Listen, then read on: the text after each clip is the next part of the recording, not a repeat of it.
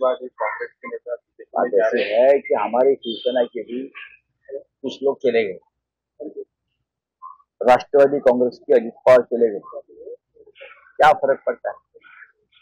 ये जो दहशत लोग होते हैं जिसमें पार्टी के नाम पर पैसा और धन कमाया है, उन्हीं के डर से जाते हैं।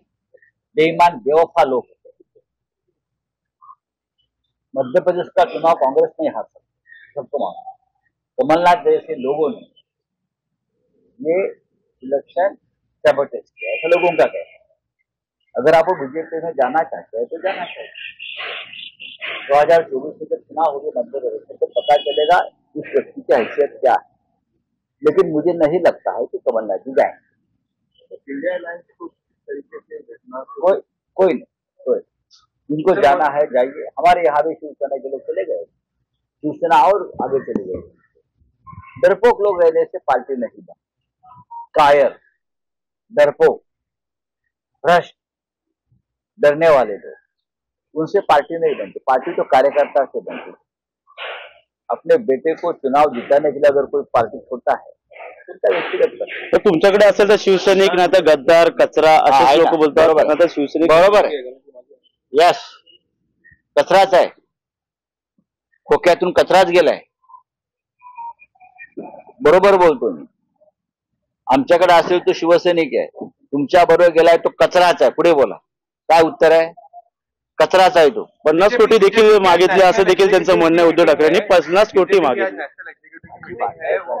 400 पार का रेजोल्यूशन पास किया जाएगा। 400 पार का रेजोल्यूशन पास करेगा, लेकिन उनको 200 सीट भी नहीं मिलने जा रही है। इसलिए तो कमलनाथ को तोड़ो, अजित पवार को तोड़ो, नीतीश कुमार को तोड़ो, वो हमारे लोगों को, अरे को जयंत चौधरी को तोड़ो।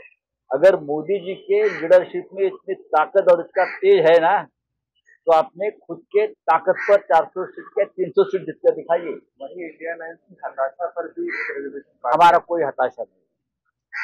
हमारा कोई हताशा तो आपको है जो आप पार्टियों को तोड़ जोड़ कर अपनी पार्टी बना रहे हो।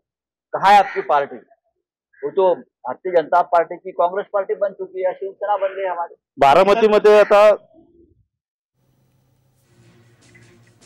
तर हिम्मत असेल तर निवडणुका घ्या असं राऊतांनी म्हटलेलं आहे आणि त्यावेळी बोलताना त्यांनी शिंदेंवर सुद्धा घणाघात केलेला आहे। आम्ही पळपुटे नाहीत असंही राऊतांनी म्हटलेलं आहे। त्याचबरोबर अमित शहा आणि ठाकरे यांच्यामध्ये बंद दाराआड चर्चा झाली आणि त्यावेळेला मी होतो, मात्र शिंदे उपस्थित नव्हते असंही राऊतांनी म्हटलेलं आहे। त्याचबरोबर या महाशयांनी शहा का आले हे सुद्धा सांगावं असं म्हणत राऊतांनी मुख्यमंत्री एकनाथ शिंदे यांच्यावर घणाघात केलेला आहे। शिंदे खोटं बोलतायत असंही ते म्हणाले। काल महाअधिवेशनामधून एकनाथ शिंदे यांनी ठाकरे गटावर घणाघात केला होता आणि त्याला संजय राऊतांनी प्रत्युत्तर दिलेलं आहे।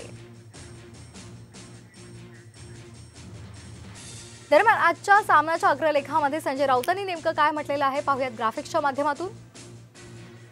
अशोक चव्हाण यांनी त्यांच्या राजकीय व्याभिचाराची कल्पना कुणालाच येऊ दिली नाही। अशोक चव्हाणांना फोडल्यामुळे काँग्रेसचे किती नुकसान झालं ते सांगता येणं कठीण आहे, पण भाजपची उरली-सुरली इज्जतही मातीमोल झाली आहे। हे महाराष्ट्रातील भाजपचा राजकीय कुंटनखाना बंद होण्याची सुरुवात आहे। ज्या मोठ्या घोटाळ्यांवर भाजपनं काँग्रेस राष्ट्रवादीला घेरलं ते आज भाजपमध्ये आहे। जिंकण्याची इतकी खात्री असती तर भाजपनं त्यांच्या राजकीय कुंटनखान्याचा असा विस्तार केला नसता, असा घणाघात रोखठोकमधून राऊतांनी भाजपवर केलाय।